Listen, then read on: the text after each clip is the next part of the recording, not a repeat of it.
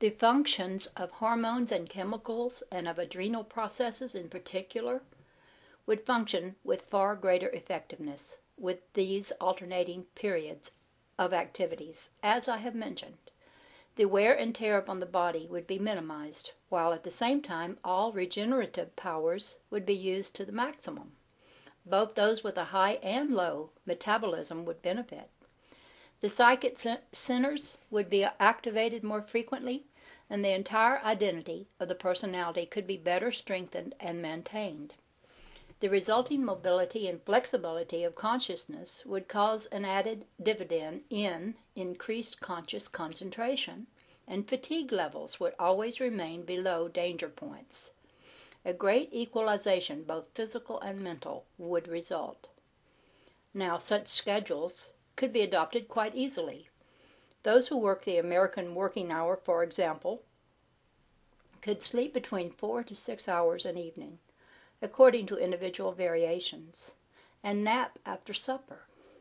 I want to make it plain, however, that anything over a 6 to 8 hour continuous sleeping period works against you, and a 10-hour period, for example, can be quite disadvantageous. On awakening, often then, you do not feel rested but drained of energy. You have not been minding the store. If you do not understand that in periods of sleep your consciousness actually does leave your body, then what I have said will be meaningless.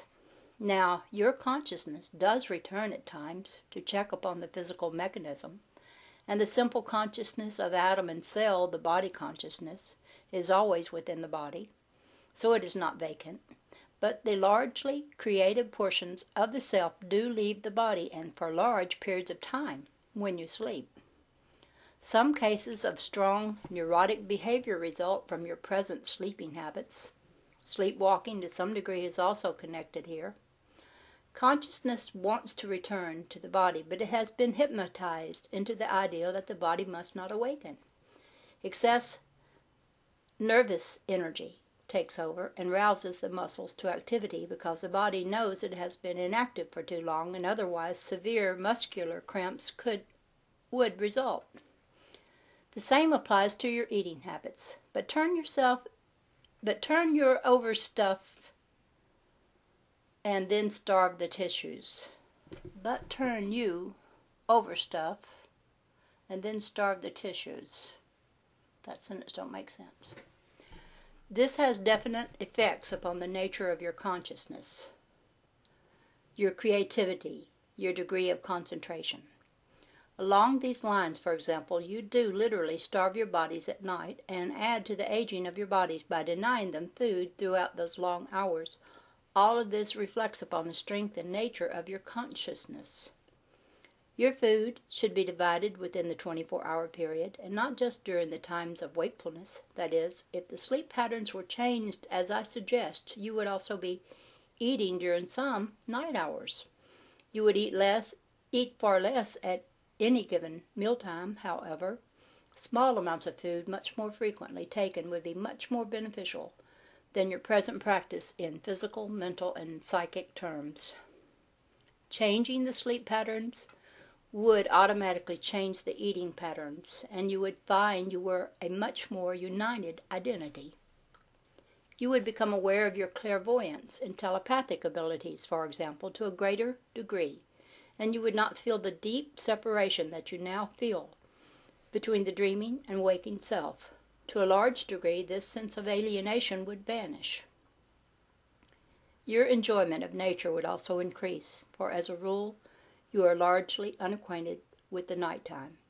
You could take much better advantage of the intuitional knowledge that occurs in the dream state, and the cycle of your moods would not swing so definitely as it often does. You would feel much safer and more secure in all areas of existence. The problems of senility would also be reduced, for stimuli would not be minimized for so long a time, and consciousness, with a greater flexibility, would know more of its own sense of joy. It is well known that fluctuations of consciousness and alertness exist in the sleep state. Some periods of dream activity do indeed supersede those of some waking states, but there are also fluctuations in normal waking consciousness, rhythm of intense activity followed by a much less active period of consciousness. Some waking states, of course, come very close to sleep states. These blend one into the other so that the rhythm often goes unnoticed. These gradations of consciousness are accompanied by changes in the physical organism. In the more sluggish periods of waking consciousness, there is a lack of concentration, a cutting off of stimuli to varying degrees, an increase of accidents, and generally a lower body tone. Because of your habits of an extended sleep period followed by an extended waking period, you do not take advantage of these rhythms of consciousness.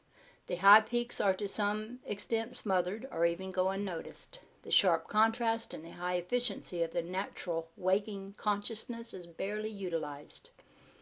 Now, I am giving all of this material here because it will help you understand and use your present abilities.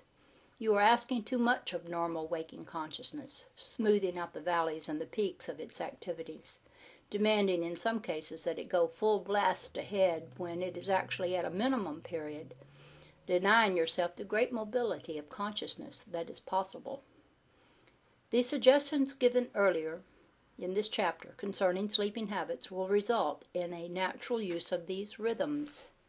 The peaks will be experienced more frequently, concentration will be increased, problems seem more clearly, and learning capacities better utilized.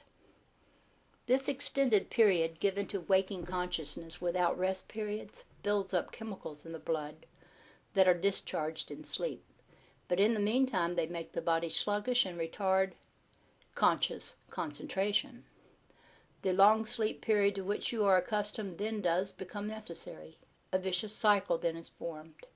This forces overstimulations during the night, increasing the body's work, making it perform continuously over an extended time, physical purifications that ideally would be taken care of in briefer periods of rest.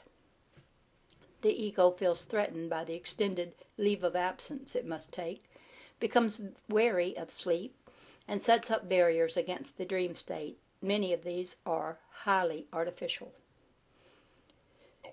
A seeming duality is the result and a mistrust on one part of the self toward the other.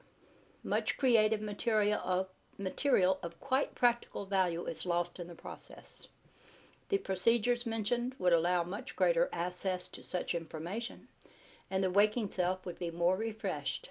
The symbolism in dreams would appear with greater clarity, not, for example, be lost through the many hours you now give to sleep.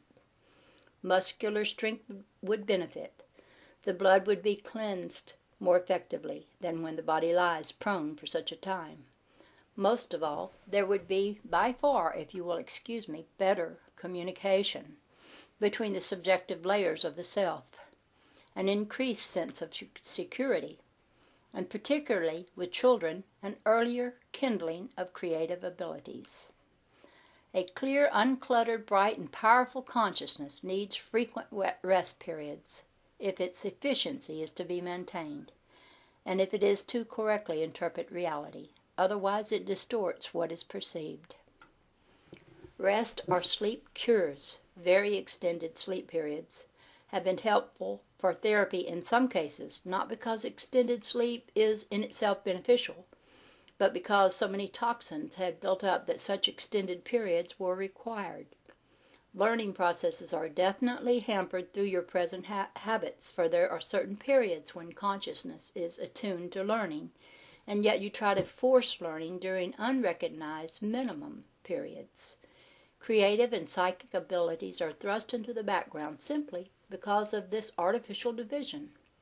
Dualities result that affect all of your activities. In some cases, you literally force yourself to sleep when your consciousness could be at one of its maximum points. This is, incidentally, in the pre-dawn period. In certain afternoon hours, consciousness is lowered and needs refreshment that is instead denied.